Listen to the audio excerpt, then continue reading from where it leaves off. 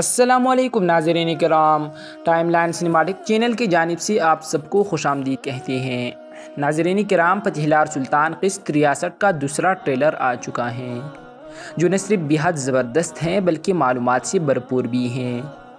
पिछले ट्रेलर पर हमने सिर्फ सरसरी गुफ्तगू की थी और इसकी वजह ये थी कि वो ट्रेलर खासन कंफ्यूजिंग था।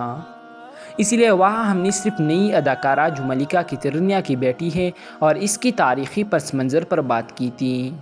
लेकिन आज हम दोनों ट्रेलर्स में मौजूद तमाम मनाजिर को तफसील से एक्सप्लेन करेंगे। नाज़रीन किराम, पिछली क़िस्म में हमें शहाबुद्दीन पाशा की शहादत देखने को मिली, जिसने पूरी कहानी का रुख बदल कर रख दिया। एक तरफ हमें विलाद की बेरहम सपाकी देखने को मिली, मतलब आज तक हमने किसी को सुल्तान मोहम्मद फातिह की एलची को हाथ लगाते नहीं देखा था, क्योंकि हर कोई सुल्तान की एलची से नहीं बल्कि सुल्तान से डरा करता था। और तारीख़ भी यही बताती है कि जब सुल्तान का कोई फौजी एक बाज़ार से भी गुज़रता तो काफिरों के टांगें लरज़ जाया करती थी। लेकिन यह कहानी बिल्कुल मुख्तलिफ निकली। पहले तो स्टीफन थॉमास भी शहाबुद्दीन पाशा को कत्ल नहीं करना चाहता था, क्योंकि इस कोई भी यही डर था कि सुल्तान इस पर हमला न कर दें। मगर अपनी इज़्ज़त बचाने के लिए इसने पीछे से खंजर का वार किया, ये जानती हुई भी कि वो कितनी बड़ी गलती कर रहा है। इस वाक़ये ने साबित कर दिया कि स्टीफन थॉमास अब कोई आम दुश्मन नहीं रहा, वो अपनी इज़्ज़त और इक़्तिदार के लिए कुछ भी कर सकता है। और तो और उसके साथ विलाद भी शामिल हो चुका है। और इन वाक़यात को देखती हुई हमें पहले से ज़्यादा स्ट्रेटेजिक फाइट्स देखने को मिलेगी। अगर हम स्टीफन थॉमास का मुआवजा पहले के वाक़यात से करें तो वाज़ेह फ़र्क नज़र आता है। सीज़न 1 में जब कुस्तुनतिनुस ने मारा को अगवा किया था और सुल्तान मोहम्मद फातिह ने जवाब में मोरा का मुहासरा किया, तो कुस्तुनतिनुस ने मुहासरा ख़त्म करवाने के लिए मारा को रिहा कर दिया था। हालांकि सुल्तान ने फुल कॉन्फिडेंस के साथ इसे ये कहा था कि मैं दोबारा भी आऊँगा, लेकिन यहाँ मस्बत हालात के बावजूद स्टीफन थॉमास ने शहाबुद्दीन पाशा को शहीद कर दिया, जिससे इसकी खुद पसंदी और ताकत दिखाने की शदीद ख्वाहिश वाज़ेह हो जाती हैं। लेकिन नाज़रीन किराम, सुल्तान मोहम्मद फातिह भी कुछ कम नहीं था। विलाद को शिकस्त देने के कुछ ही अरसा बाद सुल्तान ने बोस्निया पर हमला करके उसे फतह किया था। ये वो दौर था जब सुल्तान मोहम्मद फातिह आला दर्जे की स्ट्रेटेजिक जंगें लड़ रही थी और एक के बाद एक फतूहात हासिल कर रही थी।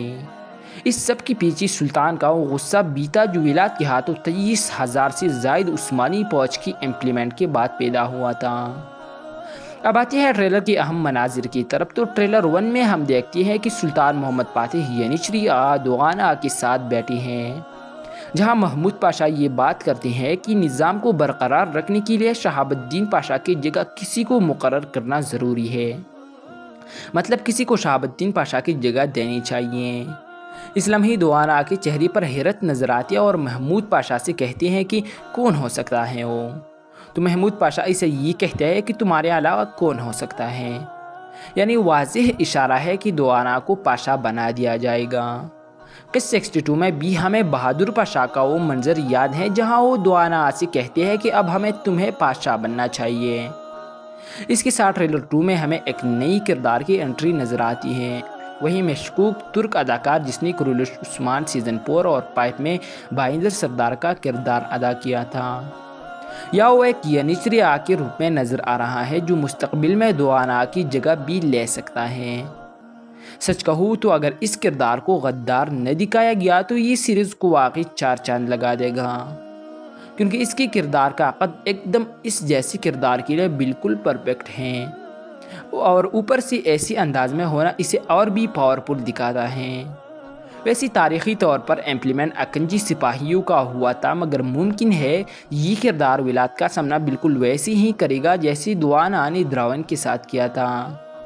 इन तमाम मनाजिर को देखती हुई यही कहा जा सकता है कि अगली क़िस्म में दोआना को पाशा का लिबास पहनाया जाएगा और सुल्तानपुर आज़म के साथ वालाचा मुहिम की तैयारी शुरू करेगा।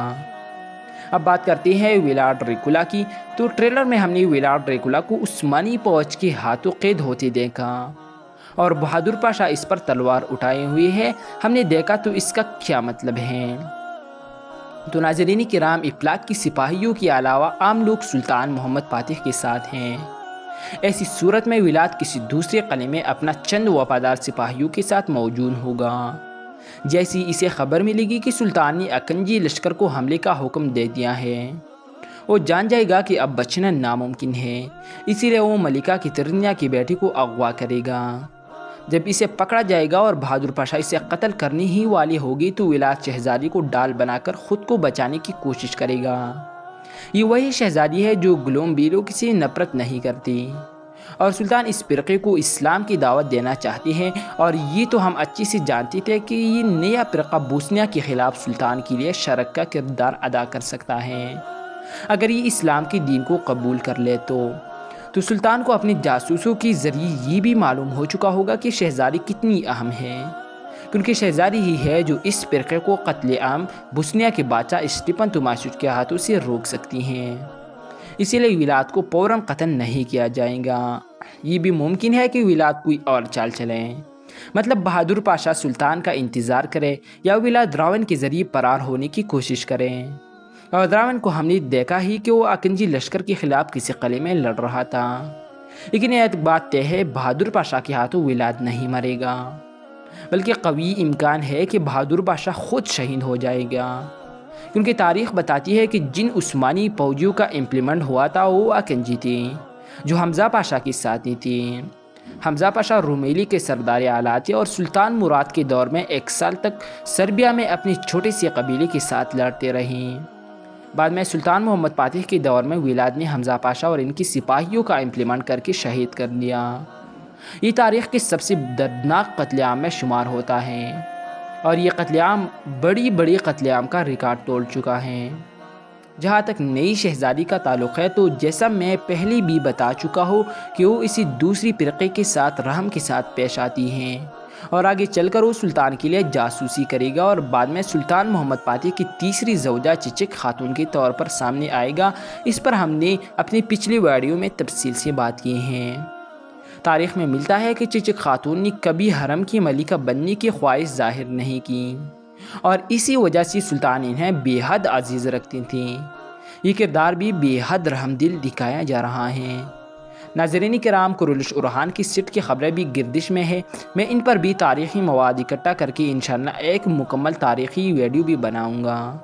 تب تک چینل کو سبسکرائب کریں اور ہمارے ساتھ جڑے رہیے۔